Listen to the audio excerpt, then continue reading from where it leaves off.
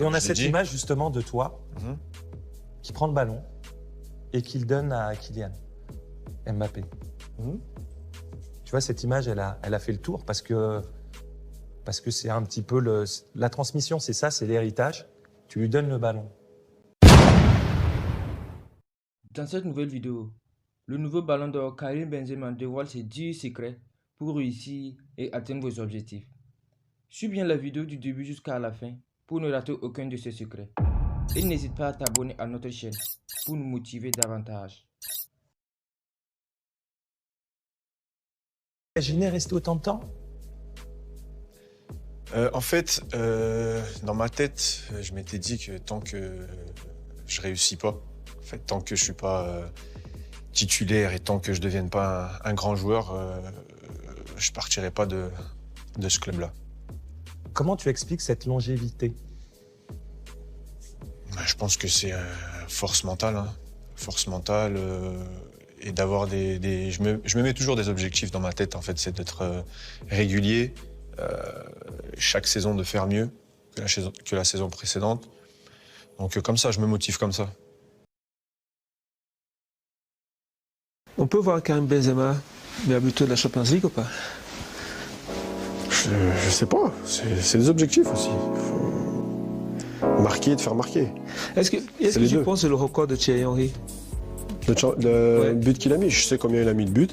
Est-ce que tu en penses de... Là non, parce qu'il manque encore des buts, mais plus je vais me rapprocher, plus je vais y penser, c'est normal. Mais pour l'instant, non. Un vrai attaquant. Qui, moi? Eh oui, un vrai attaquant. Voilà. C'est pas, c'est pas un vrai attaquant. Si. Il faut avoir des objectifs dans la tête. Moi, j'aime pas les dire comme ça. Tant que je m'en rapproche pas. Une fois que je m'en rapproche, là, je peux parler. Mais j'ai beaucoup d'objectifs dans la tête. Mais ces objectifs, tu peux les atteindre. Bien sûr que je peux les atteindre. Voilà, 13 saisons, tous les ans, on t'a mis des attaquants dans les pieds. Et à chaque fois, ils ont fini sur le banc. Ça, c'est au Real, de toute façon, au Real Madrid ou dans tous les grands clubs. Hein. Chaque année, on signe des... Ouais, mais on reste pas 13 ans quand on est étranger dans un gros club. Non, mais après, moi, chaque année, je sais ce que je dois faire, je sais où sont mes objectifs. Et en fait, je regarde pas qui vient, en fait. Moi, je sais que quand je suis sur le terrain, je dois être décisif. Et il faut que je fasse quelque chose. Et du moment où j'aide mon équipe à gagner et mes performances sont au niveau, on peut ramener... et on a cette image justement de toi qui prend le ballon et qui le donne à Kylian Mbappé.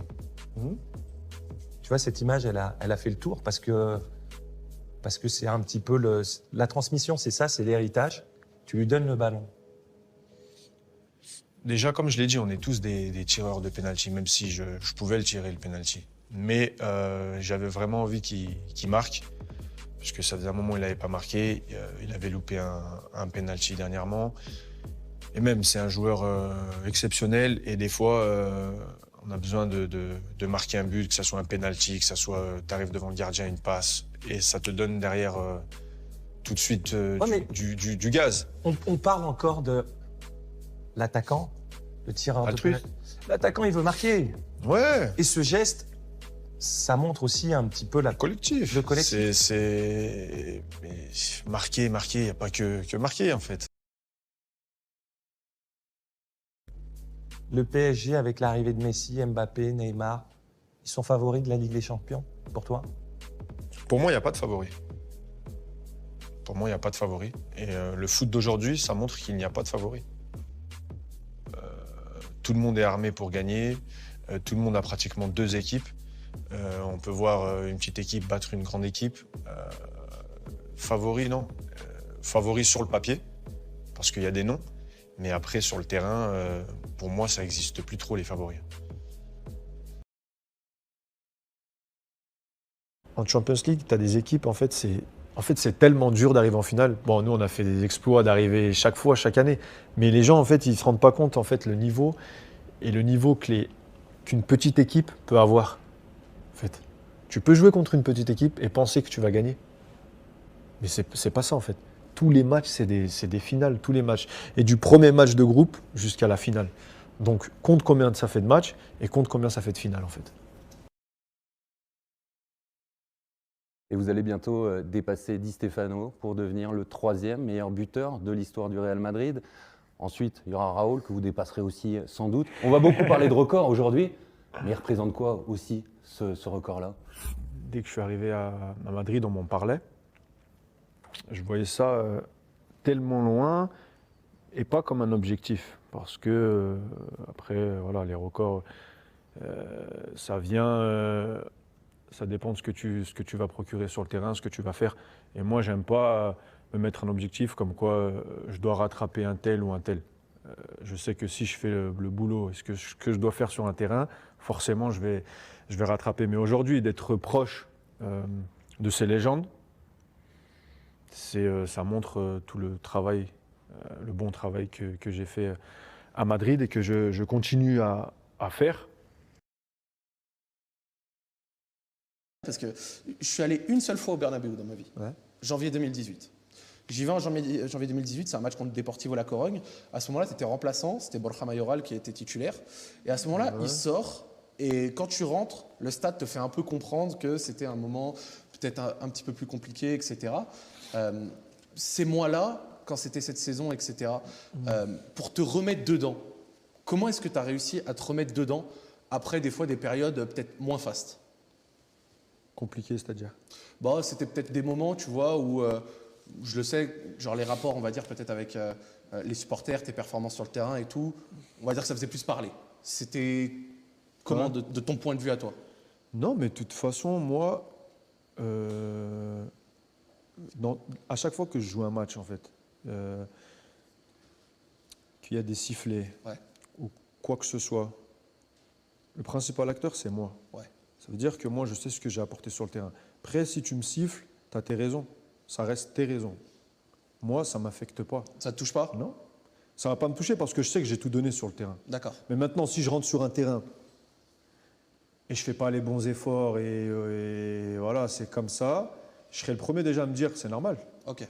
Donc, qu'est-ce qu'il faut que je fasse pour, tu vois, Ouais. changer ça? Ouais. Mais quand je rentre sur un terrain, on me siffle, etc., ou on a pu me siffler, etc., bah, je prends ça pour moi. D'accord. Je le prends pour moi et je me dis, bon, match prochain, qu'est-ce que je vais faire? Qu'est-ce que je peux faire pour retourner ces choses-là? Et moi, c'est comme ça que je me mets et c'est comme ça que je me motive. D'accord.